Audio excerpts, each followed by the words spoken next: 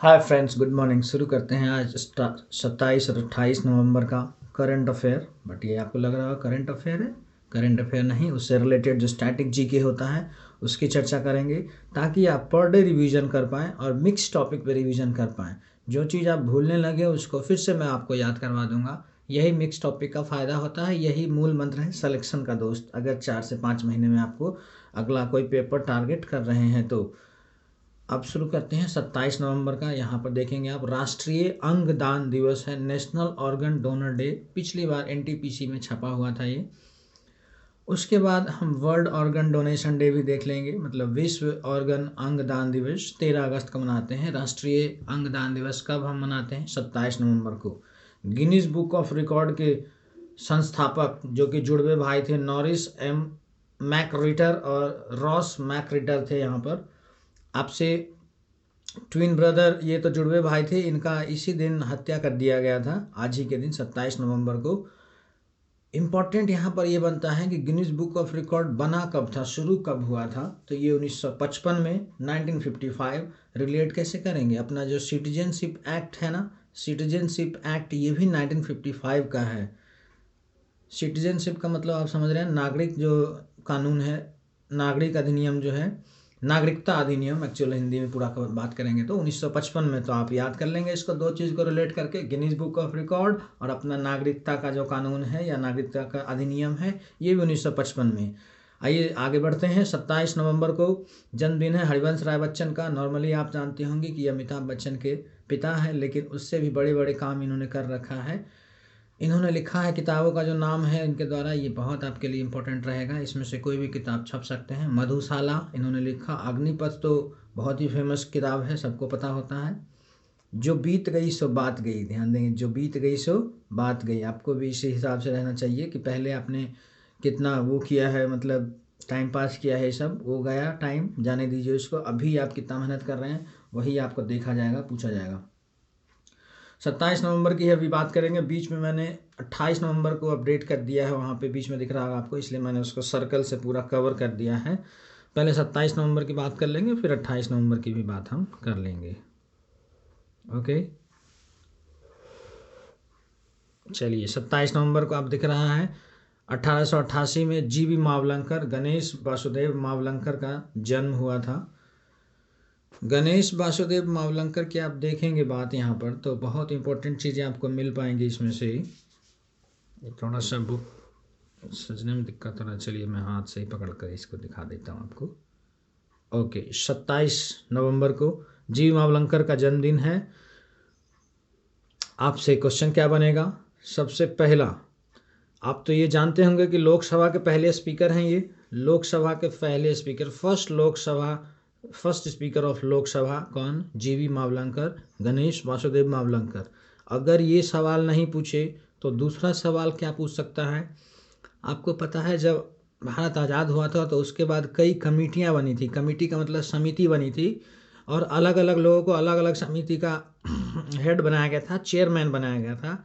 तो सबसे पहले तो आप कमेंट में ये बताएंगे कि प्रारूप समिति के चेयरमैन, अध्यक्ष कौन है, मतलब ड्राफ्टिंग कमेटी के अध्यक्ष कौन थे। और ऐसे ही और बहुत सारे कमेटी हैं जिनसे क्वेश्चंस पूछे जाते हैं, तो आप फिर नहीं कर पाते, बस आप ड्राफ्टिंग कमेटी का आपको याद रहता है। ध्यान देंगे यहाँ पर, संविधान सभा के कार्य पर समिति के अध्यक्ष कौन थे? जीवी मावलंकर। इंग्लिश में भी बात करेंगे ताकि इंग्लिश व्यूअर्स से हमारे नाराज ना हों। Chairman on the function of the constituent assembly, इसके चेयरमैन कौन थे? जीवी मावलंकर।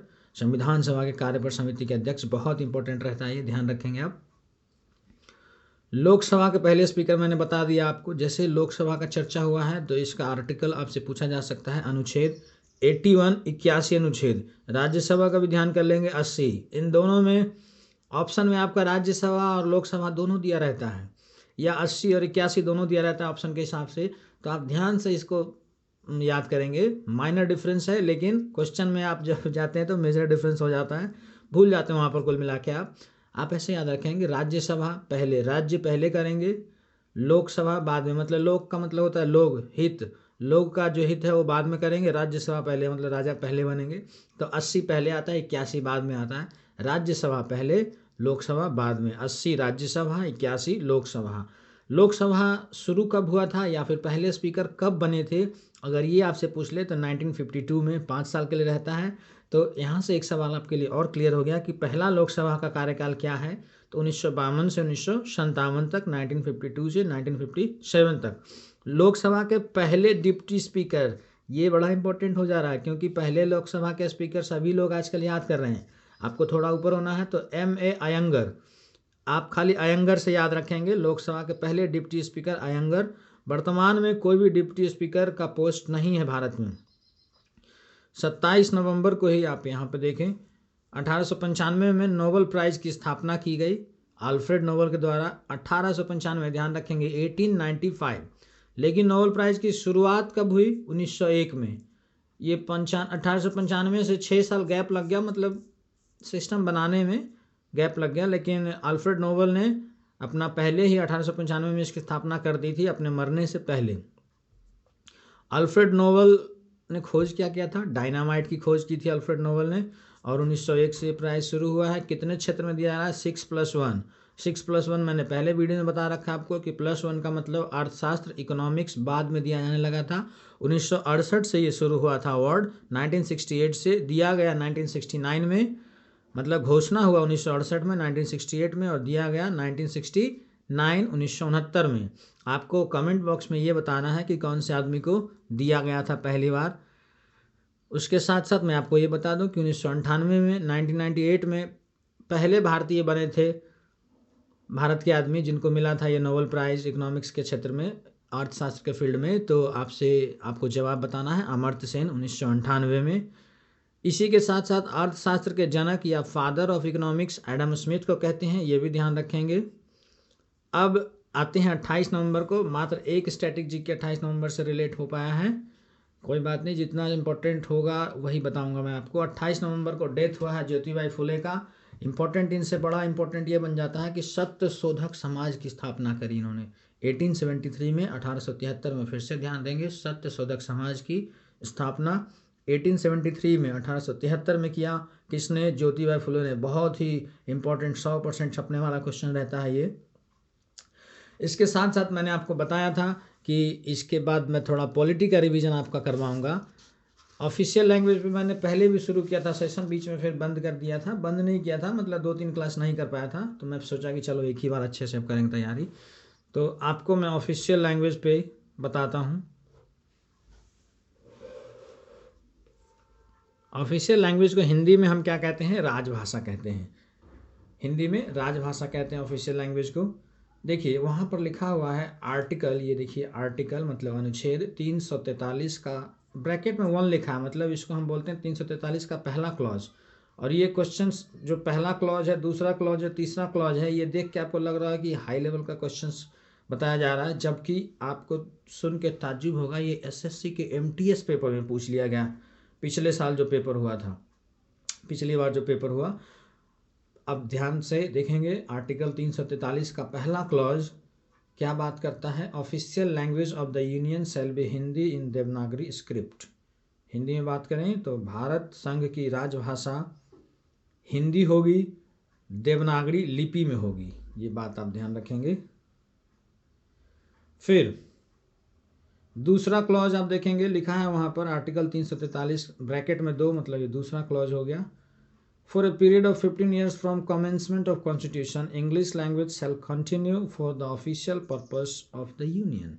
मतलब भारत का जो संविधान लागू हुआ उसके 15 साल बाद तक अंग्रेजी भाषा को हम ऑफिशियल पर्पस, मतलब राज्य के उद्देश्य, राजभाषा के उद्देश्य के लिए या ऑफिशियल पर्पस के उद्देश्य के लिए हम यूज कर सकते हैं इंग्लिश भाषा को, अंग्रेजी भाषा को। 343 का तीसरा क्लॉज ये है, ये कहता है कि पार्लियामेंट में by law provide for the use of language after 15 years, मतलब संविधान के लागू होने के 15 साल के बाद ये संसद पारित करेगा कानून कि कौन सा लैंग्वेज यूज होगा ऑफिशियल लैंग्वेज के लिए, इंग्लिश होगा या फिर देवनागरी होगा। फिलहाल में अभी कुछ डिस्कस नहीं हुआ, दोनों लैंग्वेज यूज हो रहे हैं। और आपसे अगर कोई पूछे कि हिंदी नेशनल लैंग्वेज है भारत का, तो आप कहेंगे कि भारत का कोई भी राष्ट्रीय भाषा नहीं है, नेशनल लैंग्वेज नहीं है, but rather Hindi is a official language मतलब हिंदी एक राजभाषा है, ना कि नेशनल लैंग्वेज है। इस बात को ध्यान रखेंगे आप। आज के लिए इतना ही रहेगा दोस्त। कल फिर हम पॉलिटी की भी चर्चा करेंगे और 29 और 30 नवंबर के बारे में जो भी करंट अफेयर से रिलेट करके स्ट्रैटेजी के बन जाएगा आपके लिए परोस दूंगा। और ये मोस्ट इंपॉर्टेंट है एग्ज़ाम के लिए। बहुत बहुत धन्यवाद। चैनल को सब्सक्राइब और शेयर ज़रूर करें। Thank you.